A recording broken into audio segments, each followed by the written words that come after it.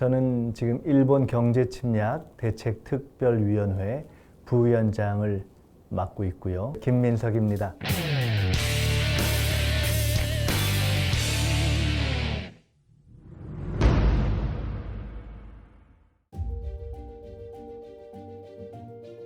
샌프란시스코 체제라는 것은 그러니까 1951년부터 52년에 이루어진 일본과 미국을 중심으로 하는 그런 연합국들 사이에서의 전후 질서에 대한 처리를 이야기합니다. 일본이 최근에 한일 관계에 있어서 한국에 대해서 자꾸 국제법을 무시한다, 또 국제법을 모른다, 이렇게 얘기를 하는 경우에는 이 샌프란시스코 체제를 그러니까 일본 입장에서는 얘기하거나 한일 협정을 일본 측에서 해석할 때 개인 청구권 또는 개인 배상에 관한 문제도 이 두 가지를 얘기하는 경우가 있는데 일본이 이제 자기들로서는 상당히 치욕적이라고 할 수 있는 미군정 7년을 마치고 주권을 다 행사하게 된 이제 그러한 계기가 된 곳도 샌프란시스코 체제여서 일본과 연합국가의 어떤 전후 질서를 정리했고 또 그것이 상대적으로 일본의 식민지 지배라든가 전쟁에 대한 책임을 일본에게 좀 관대하게, 그리고 그 이유는 미국의 사회주의에 대한 봉쇄 전략 차원에서 그 체제를 구축하게 됐다, 이렇게 이해하시면 될 것 같습니다. 가장 큰 문제는 일단 우리가 빠졌어요. 미국 정부가 그 초안을 만들 때에는 우리가 들어가 있었는데 일본이 로비를 세게 했고 또 그 당시 영국의 입장이 한국이 연합국이 아니었기 때문에 빠져야 된다, 이런 논리가 있었는데 그리고 이제 그 당시 일본의 주장은 한국을 그렇게 껴주면 그 일본에 있던 한인의 상당수가 무슨 공산주의자다, 또 그리고 우리의 부담이 너무 커진다, 이런 식으로 이야기를 하면서 결국은 한국이 빠지게 됐는데 그것이 이제 가장 큰 원천적인 이제 부당함이죠.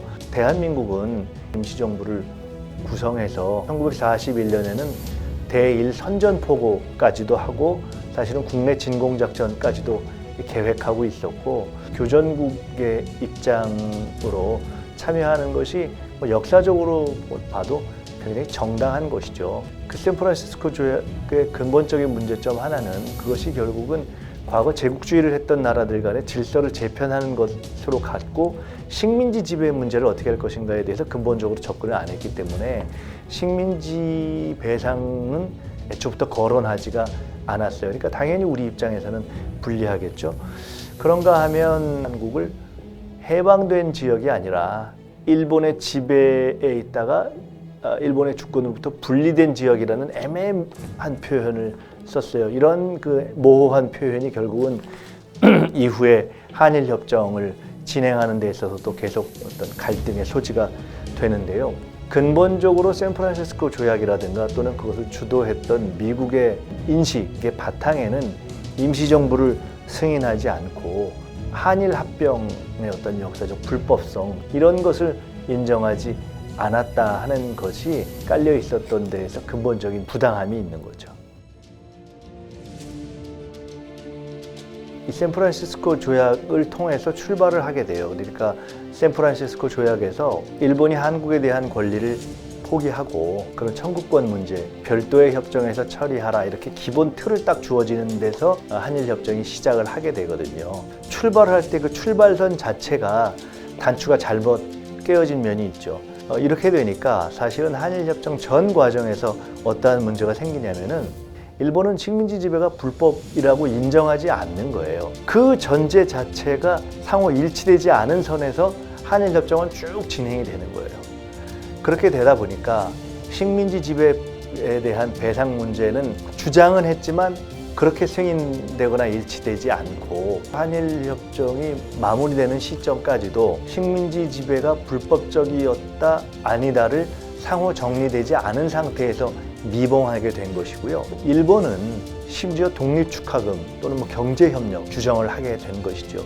그것 때문에 이후에 이루어지는 강제징용이라든가 위안부 문제 등등이 다 근본적으로 다루어질 기회를 당시로서는 놓치게 된 것이고, 또 일본으로서는 그렇게 해서 한일 협정을 통해서 다 이건 정리된 문제다, 이렇게 얘기하는 전제가 형성이 된 거죠.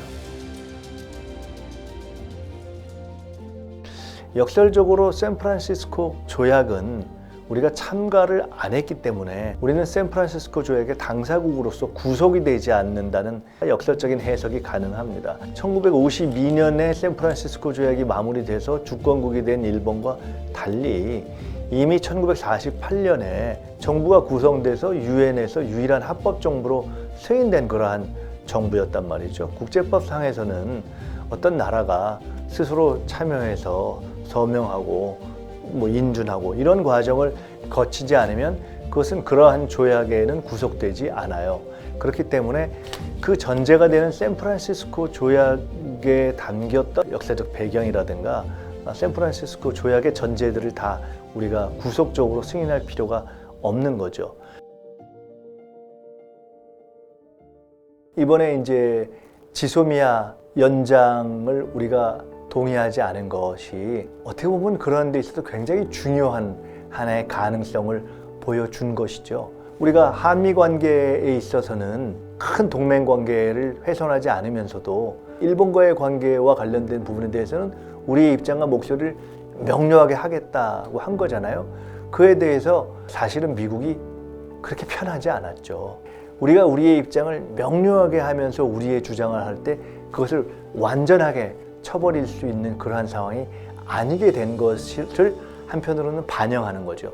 저는 이러한 교정을 거치고 그런 과정에서 매우 중요한 것 하나가 남북관계가 되겠죠. 이 분단 질서를 극복해내지 못하는 한 어떻게 보면 우리는 끊임없이 미국의 하위에 일본을, 일본의 하위에 한국을 끊임없는 도돌이표가 될 수밖에 없겠죠. 그러나 그 질서를 평화 질서로 극복해내면 아시아 동북아에서 변화가 되는 것이죠.